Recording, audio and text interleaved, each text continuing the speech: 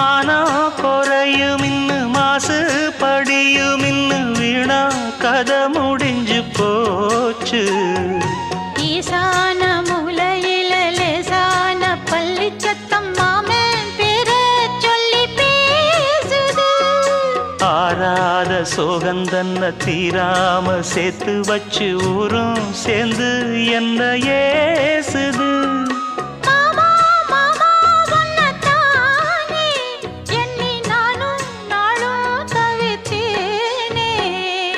கூண்டுக்குள்ள என்ன வச்சு கூடி நின்ன ஊற விட்டு கூண்டுக்குள்ள போனதென்ன கோலக்கிளி.